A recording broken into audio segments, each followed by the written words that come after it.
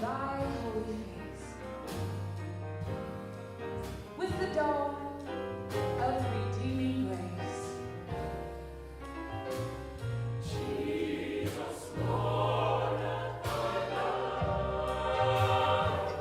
Hello, everybody. That stunning narration you heard is from our guest today, Dr. Yolanda J.D. Green, someone who I am so grateful to call a friend and a colleague in Elevation. Yolanda, thank you so much for being here with us today. Just a little bit of background before I turn it over. Yolanda sings with Elevate Vocal Arts in Elevation, which is our intentionally diverse, fully professional ensemble heading to the American Choral Directors Eastern Conference this February. I am so excited. Can't believe that we get to perform at ACDA. So grateful for that opportunity.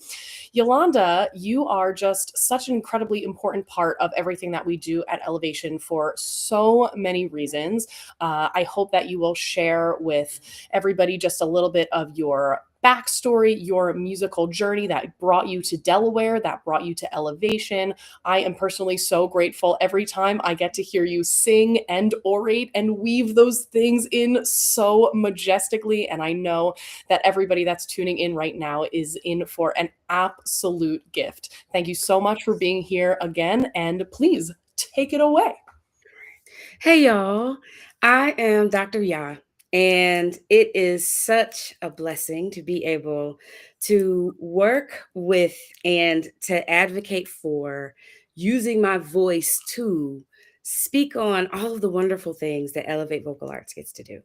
And that because I found my way in here somewhere, that I get to do by extension. And so it's really exciting to find ways to use my voice.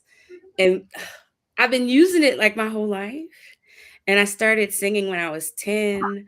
But when I joined Elevation, it helped me to grow in terms of what my voice could do. So I'm really excited to be able to share and to get us into the work that we're doing. Amazing. Let's do it. Thank you so much. So often I'm called upon to read poems, to share the poetic underpinnings of pieces that Elevation is doing as a part of our repertoire.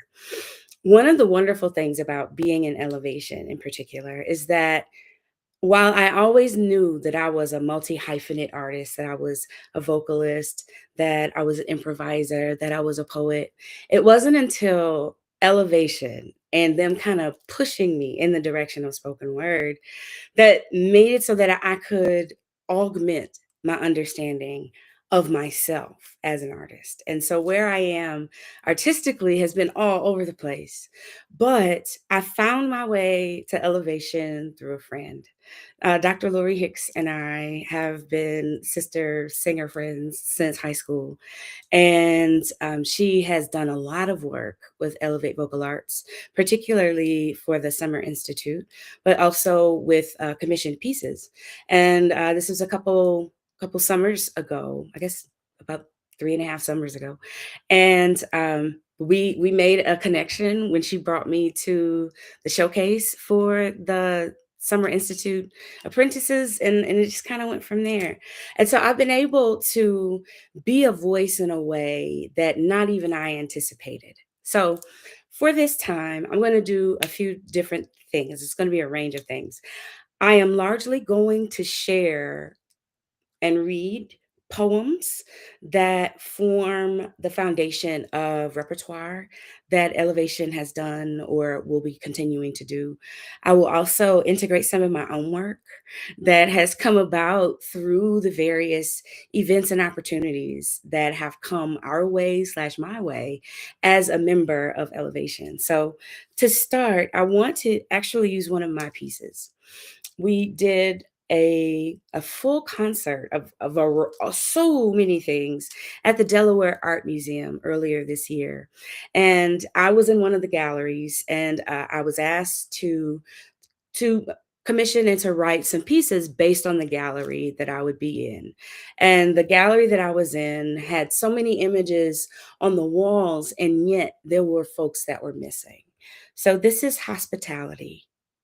Walking into and through rooms, realms of water and light, soil, sand, sky, souls circle, each hoping to find themselves in these elements, in this weather, belonging, sought, welcome, finally.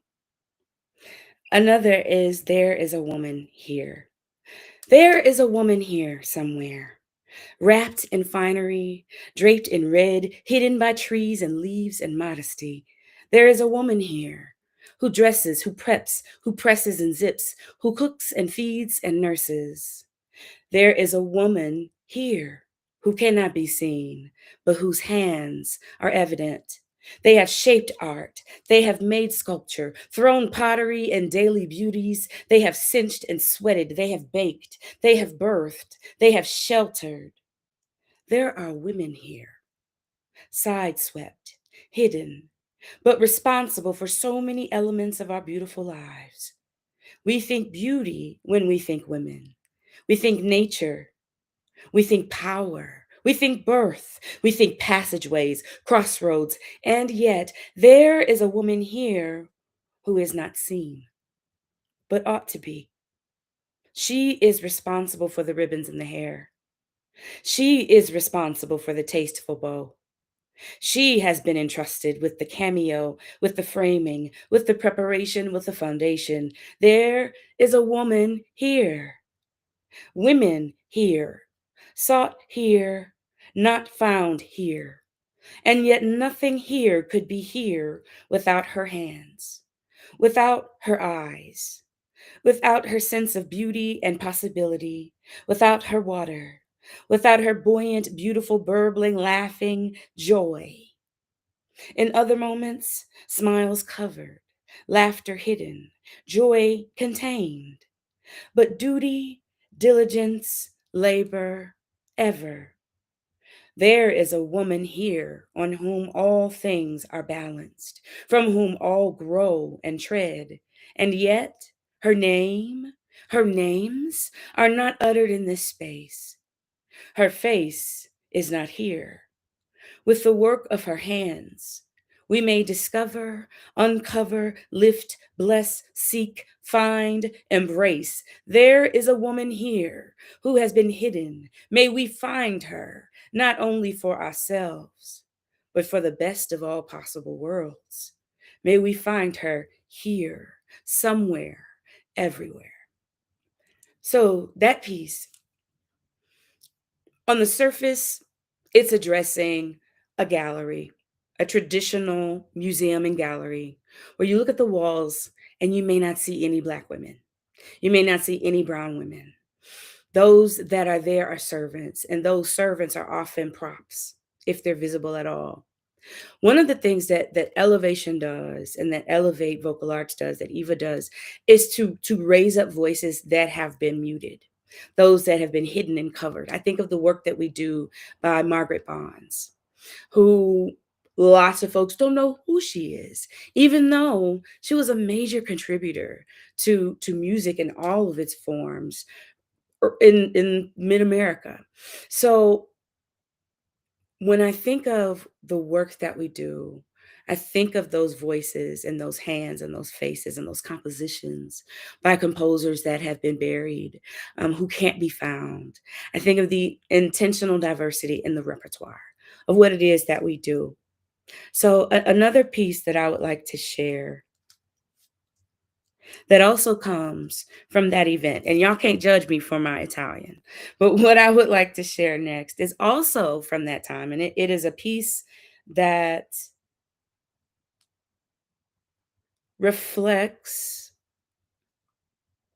hold on just a second. It is a piece that reflects the merging of history, of song, of art, and of story. There is a piece that we did called Leonardo Dreams of His Flying Machine. And the words are by Charles Anthony Silvestri, and the composition itself is by Eric Whitaker. And I would like to read that for you. It's an amazing piece if you aren't familiar. There's so many parts and so many elements to it that I would love to share in just a moment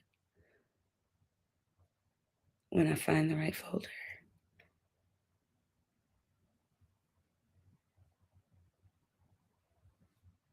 While I look for it, one of the things that I really love about being a part of Elevation and Elevate Vocal Arts is the grace that we get sometimes as artists, as people, to not be perfect. So this is Leonardo Dreams of His Flying Machine by Charles Anthony Silvestri, with Italian fragments taken from the notebooks of Leonardo da Vinci. Leonardo dreams of his flying machine. Tormented by visions of flight and falling, more wondrous and terrible each than the last, Master Leonardo imagines an engine to carry a man up into the sun. And he's dreaming the heavens call him, softly whispering their siren song, Leonardo, Leonardo, vieni e volare. Leonardo, Leonardo, come fly. L'uomo con le sue cognete e grandi ali, facendo forza contro alla resente aria. A man with wings large enough and duly connected might learn to overcome the resistance of the air. As the candles burn low, he paces and writes, releasing purchased pigeons one by one into the golden Tuscan sunrise. And as he dreams, again the calling, the very air itself gives voice. Leonardo, Leonardo, vieni a volare. Leonardo, Leonardo, come fly. Vicina alle elemento del fuoco, close to the sphere of elemental fire. Rete, canna, filo, carta, net, cane, thread, paper. Images of wing and frame and fabric fastened tightly. Sulla suprema sottile aria, in the highest and rarest atmosphere. As the midnight watchtower tolls over rooftop, street, and dome, the triumph of a human being ascending into the dreaming of a mortal man. Leonardo steels himself, takes one last breath, and leaps. Leonardo viene a volare. Leonardo sognare. Leonardo, come fly. Leonardo, dream. Isn't that a dope piece?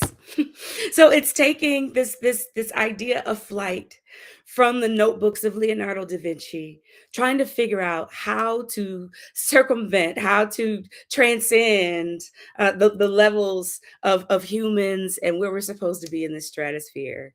And the piece that gives its voice, that gives this piece voice, the composition is so full of sounds and story, and it's just really wonderful to be buoyed up, not by just strong melodies, but also texts and song that fit together to tell stories of what is humanly possible.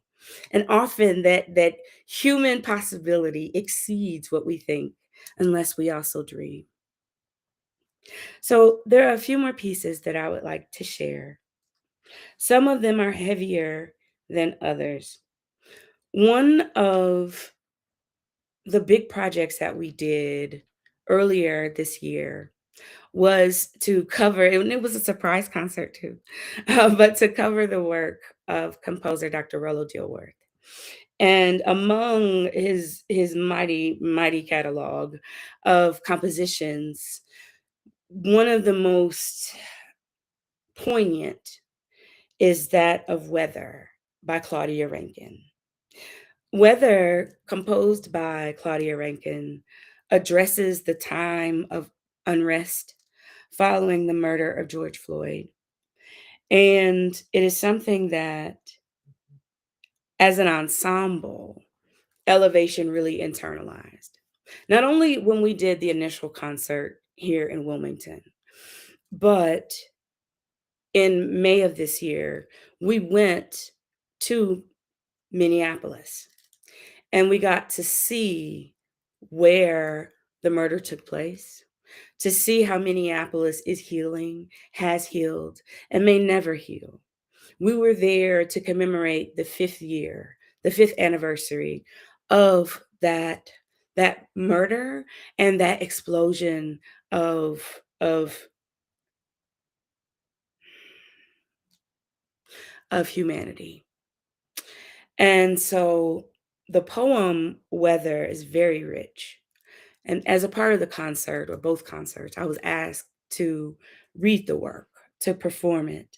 And so I would like to share Weather by Claudia Rankine. Weather. On a scrap of paper in the archive is written, I have forgotten my umbrella. Turns out, in a pandemic, everyone, not just the philosopher, is without. We scramble in the drought of information held back by inside traders. Drop by drop, face covering? No. Yes. Social distancing, 6 feet under for underlying conditions, black. Just us and the blues, kneeling on a neck with the full weight of a man in blue. 8 minutes and 46 seconds. In extremis, I can't breathe, gives way to asphyxiation, to giving up this world. And then, Mom, a call to protest, fire, glass. Say their names, say their names. White silence equals violence, the violence of again.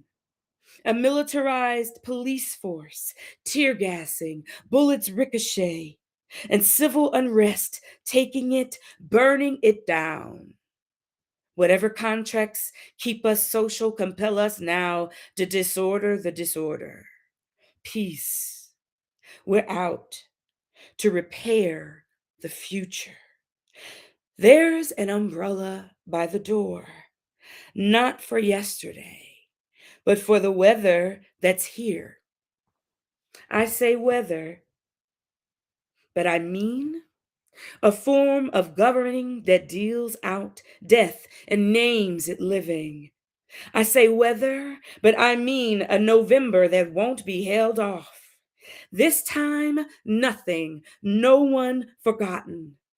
We are here for the storm that's storming because what's taken matters.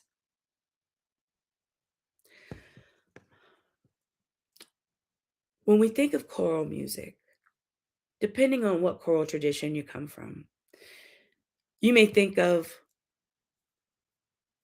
older poetry that may be from the 1800s, or contemporary poetry or 20th century poetry by like Gwendolyn Brooks. And we do a lot of Gwendolyn Brooks because Gwendolyn Brooks is amazing. We also do pieces that are provocative, but that are not provocative to be provocative, but that provoke people, that compel hearts and spirits and minds to consider something else, to resist, to lean fully into our humanity and what that means. And so to pull back just for a moment, today is Founders Day. It is the day that we celebrate and that we seek to enrich even further, elevate vocal arts, and all of the wonderful things that we do. And while folks may come to concerts in order to get a feel for the music, to feel good or to feel buoyant or to feel as a part of a season or just to enjoy vocal music, There's also a charge that goes along with the programming, the creative programming and the repertoire that Elevation does.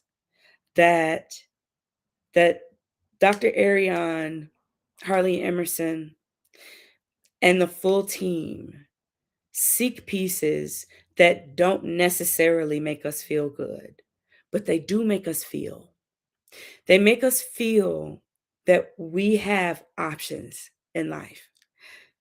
They make us feel that we have hope or that we have a mission or make us feel that we have been on some BS and we need to fix it.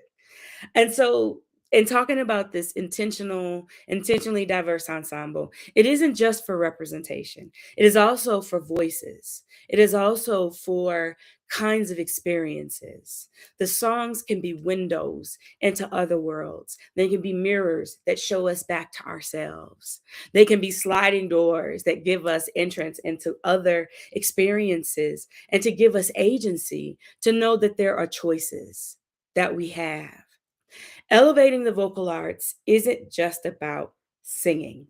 And being a singer, somebody who has identified as a vocalist first for a long time, my understanding of who and how I function as a vocalist has been challenged and grown by being a part of the work that Eva does. That I could find ways to be affirmed just to use my voice, whether it is reciting poetry, whether it is giving a pep talk, whether it is doing commission works that I put together of poem and song that has a home with Elevate Vocal Arts. Understanding that our activism is also a part of the vocal art that's being elevated, that the ways in which we connect to our own stories and to each other, these things also go with elevating the vocal arts. And so this is one of my soapboxes. My soapbox is that the human voice is the first and most divine of the instruments. Fight me. I don't care. I don't care. And so it is the first instrument in so many ways. And I say that because you can have all kinds of music, right? But it isn't a song until there is a human voice that is included in that. And you can have human voices singing a cappella without any other accompaniment. So often, people connect to singing as something that other people do that they witness. What I believe and what has been supported in the work that we do is that everybody has a song. Everyone's voice and song is important. And often we need to be in those spaces where we're encouraged to sing along, where people understand the power of what a human voice joining other human voices can do. And that is in song, that is in protest, that is in encouraging and affirmation, that there are so many ways to integrate the spoken into the way that we understand how we challenge the ideas of the world and reinforce them and reify things and create new possibilities by finding things that may have existed in a realm of pain and still using it because we need the full range of emotion. So the vocal arts also have to do with oratory. The vocal arts have to do with grace. The vocal arts do have to do with poetry as well as song. And it was a really wonderful opportunity for me to sing and also to work with the summer apprentices this past June, working with them on spoken word. And not just spoken word in the way of poetry, but finding ways to incorporate the spoken into performance, whether it's addressing your audience, whether it's your stage banter, whether it's understanding your repertoire and being able to give people some overarching things that help them to process and metabolize what it is that you're doing. That it isn't just about the singing, but that the voice in all its forms is supported when we lift it up.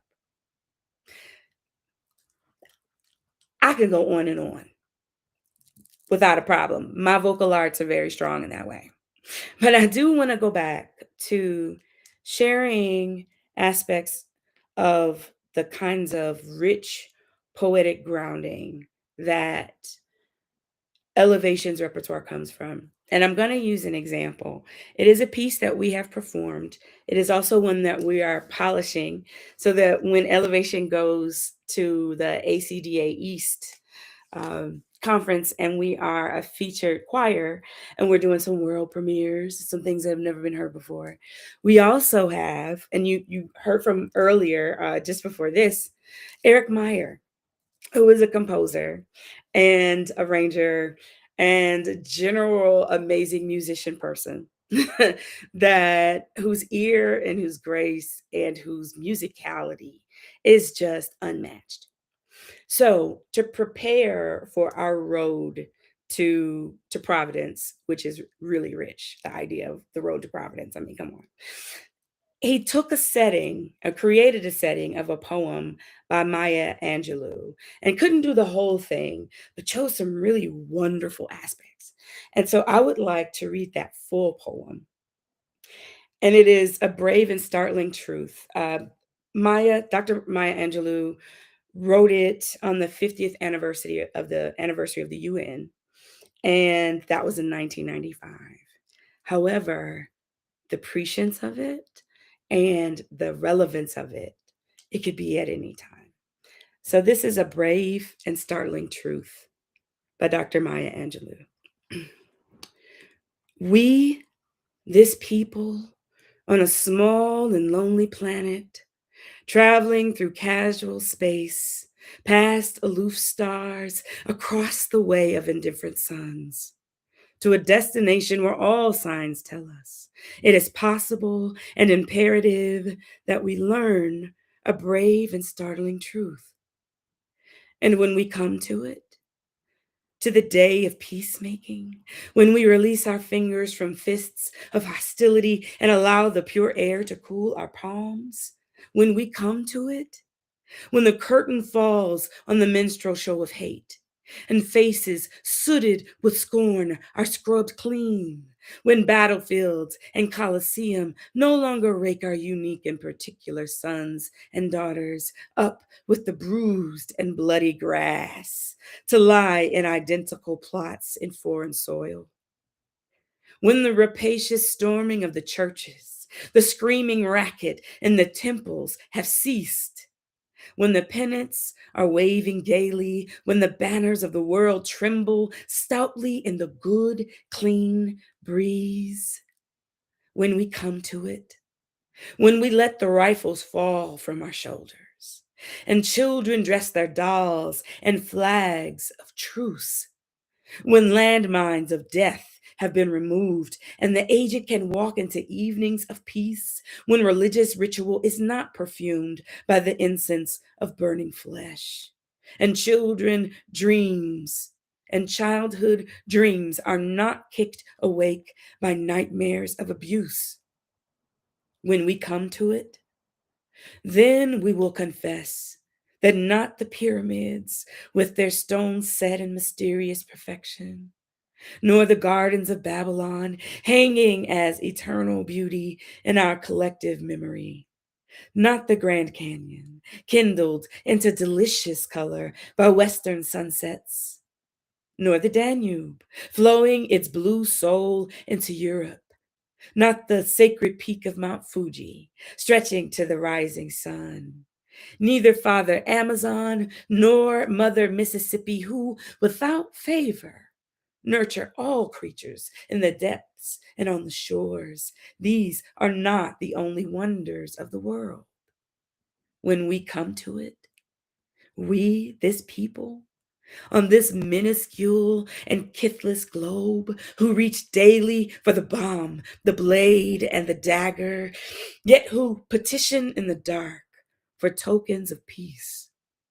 We, this people, on this moat of matter in whose mouths abide cankerous words, which challenge our very existence, yet out of those same mouths come songs of such exquisite sweetness that the heart falters in its labor and the body is quieted into awe.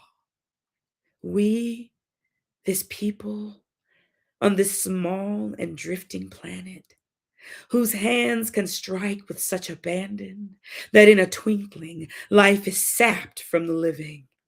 Yet those same hands can touch with such healing, irresistible tenderness that the haughty neck is happy to bow and the proud back is glad to bend. Out of such chaos, of such contradiction, we learn that we are neither devils nor divines. When we come to it, we, this people, on this wayward floating body, created on this earth, of this earth, have the power to fashion for this earth a climate where every man and every woman can live freely without sanctimonious piety, without crippling fear. When we come to it, we must confess that we are the possible. We are the miraculous, the true wonder of this world. That is when, and only when, we come to it. Ain't that rich? Isn't it timely? Isn't it sad and yet uplifting? So often in the times that we find ourselves, we connect with the painful dark. We identify apathy and greed and meanness, violence, all of the isms of sexism and ageism and colorism and texturism and um, so many things that hurt us.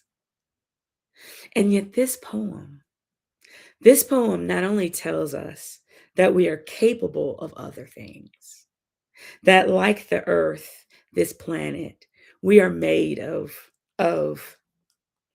wonder, that the pain that we experience and that we inflict can also be relieved when we understand that we are possible, that we are miraculous, that we are the wonder of this world that is already a wonder, that we can resist, that we can break away from the narratives that tell us that life is already decided. Now we can undermine the power structures that say that some are more worthy of love, of life, of opportunity to live unmolested. Some have more than others, and it ought to be like that. But through art, through poetry, through song, through communal song, through voices rising together, we can challenge what it is that we believe the future can be. Not only the future in terms of our personal lives or our governments or our daily fears and anxieties, but that there is something magical and wonderful when human voices come together with purpose.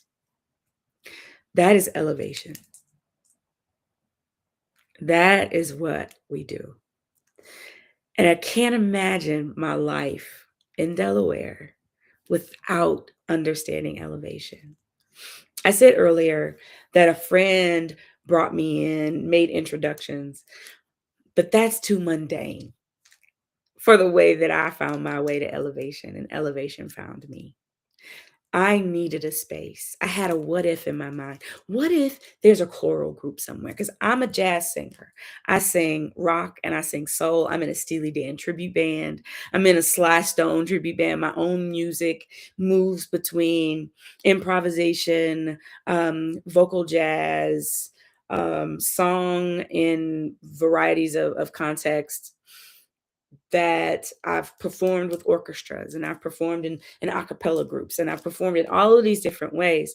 And I've been a professional musician for about 16 years now. But I wanted to find a way to sing that wasn't by myself, or there wasn't just me and my support vocalist, because baby, we throw down. But I had a what if that I wrote in my notebook at that particular Summer Institute, at that showcase. And I wrote, what if there is a choral group for me? What if there is a space somewhere where my voice would be welcome, where I could sing with others? Because I haven't done communal singing since college, in the time just after college. What if there's a way for me to get my reading chops back up? What if there's an opportunity for me to rediscover things that I didn't know I had?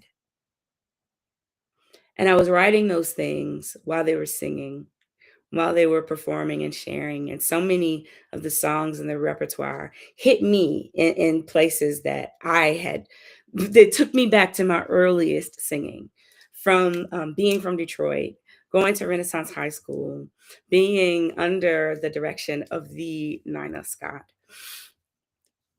And they sang, I want to sing till the spirit moves in my heart. They sang Total Praise.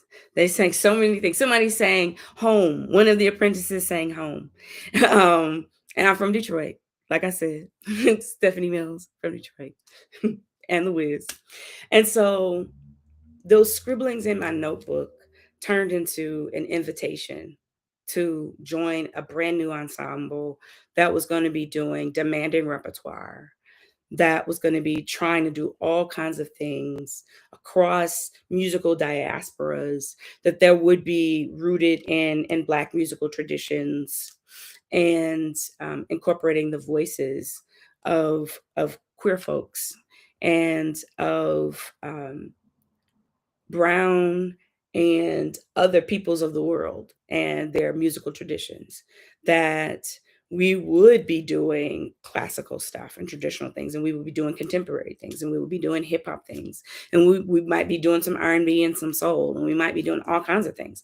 And I was like, yes, please, I would love to do that. And I was so intimidated initially because I haven't been in a chorale since I was like 22, maybe. I've done a little bit of singing, but I've been on microphones in clubs and at festivals, and so the idea of sitting with a score and learning in a room of musicians who I'm certain are better musicians than I am in terms of their training, right? And finding that not only does my voice fit, but my contribution makes a difference. The way that I can offer interpretive help, the fact that I am a versatile singer and I can do some different things, but I've also learned how to be an encouragement. I've learned how to be an auntie artist and to speak into and to connect with the folks that I sing with, but often with the younger singers who call me auntie. Now, everybody can't call me auntie, okay? But they can, because there are things that they are learning from me that I didn't know I needed to impart until I was in the space where they could be received. And then I can learn more things too. So what I love about Elevation, what I love about Elevate Vocal Arts, is that these folks are not fearful. And that isn't to say that there aren't anxieties about how people may receive the things that we perform. However, that wonder does not disrupt the necessity of choral musics and performance and voices and professional musicians to disrupt the status quo, the hegemony that says that these vocal traditions are valid and these are not. Even challenging the ways in which we approach gospel music as an idiom, and elevating and being able to name the aspects of the music that we have inherited, and being able to say this is valid music because of these reasons. So there are lots of opportunities to speak and to share and to sing. And all of that requires your support. All of it. The opportunity for people to fulfill their purpose through song and through story and through poem, spoken word, improvisation, things that come from humans, human voices, that they're valuable and they're worth supporting, particularly in this climate where we see arts funding disappearing at every turn, where we're being convinced that AI will replace us all. That I work with students who feel like, as a librarian, I'm a librarian, teaching librarian at the University of Delaware. Students feel like they can't write as well as ChatGPT can, and so they don't. And so I teach a workshop on connecting to your voice, connecting to your own story. And the elements that I use in Elevation, I also use with my students because our voices and our stories are absolutely essential. My hope is that of the pieces that I've shared and the work that you can see we're doing throughout this Founders Day, that you can find a place to give, that you can give one time, that you can set up giving, that you can encourage other people, that you can send out the link to these videos, that when we have a concert coming up, you can just share that. You can send that. You know your grandma loves choral music, right? Singing is a community.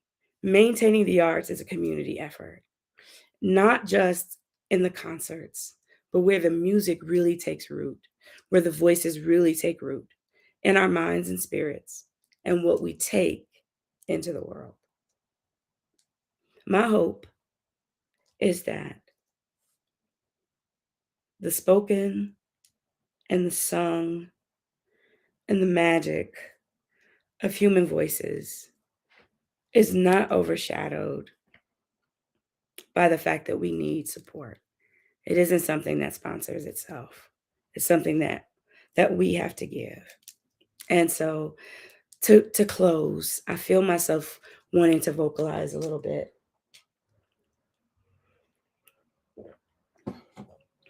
So that we can then move into the next portion of what they will show and mean.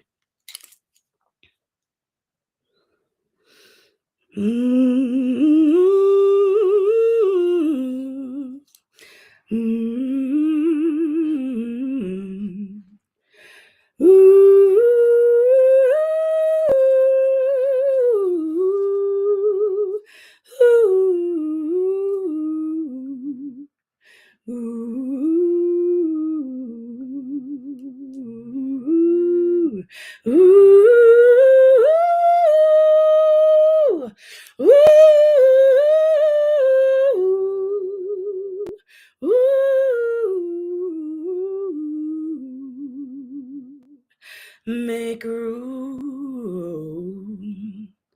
make room, make room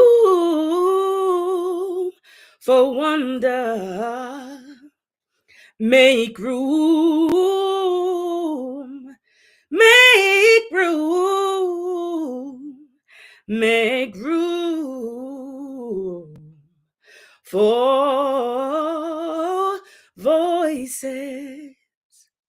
Raise up voices, sing with your voices. Need your voices and sing, sing, sing, sing. Use your voices. Everybody has a voice. Use it. Use it. Use your instrument. We are instruments. Yes, we are instruments. Tune up, plug in, sing, speak, and move, move, move with intention.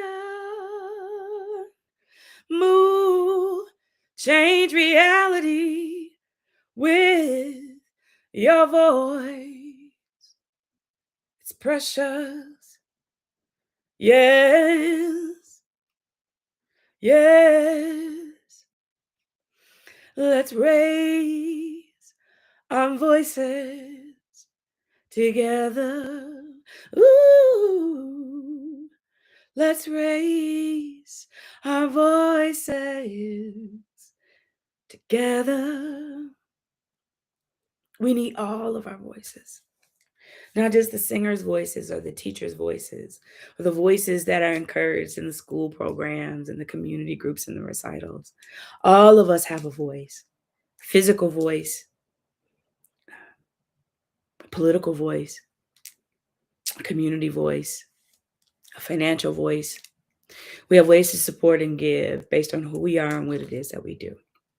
So to close this moment, I wanted to share one of the pieces that not only is important to me as a prayer that I appreciate, but also reflects the work and versions of this prayer of Saint Francis of Assisi that keeps us grounded and rooted and understanding that we exist for each other.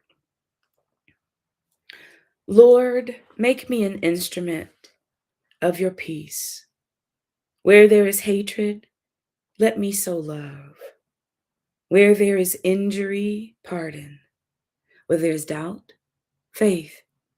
Where there is despair, hope. Where there is darkness, light. And where there is sadness, joy. O divine Master, grant that I may not so much seek to be consoled as to console, to be understood as to understand, to be loved as to love.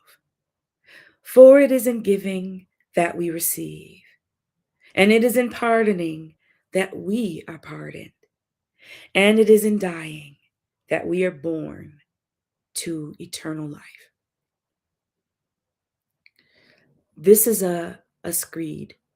This is an opportunity and a reminder that we can do so much good, and we can counteract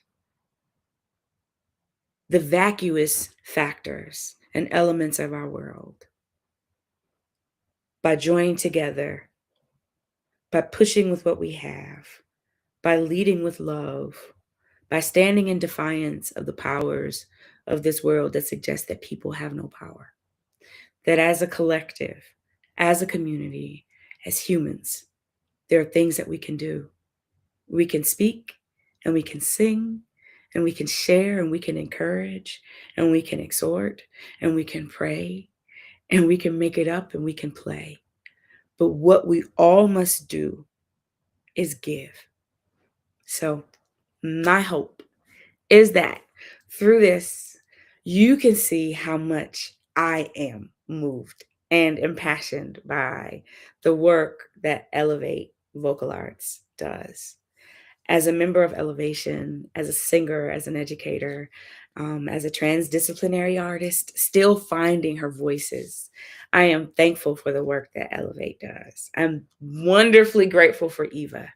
And I hope that you are too, and that you will be too, and that you'll come up some money. Because one of the wonderful things about being a part of this organization is that they understand and value the work of musicians, of artists, and that not only payment, but appreciation is necessary in order to truly advocate for and encourage the wonderful human magic that is embodied and that is contained within the vocal arts and human voices.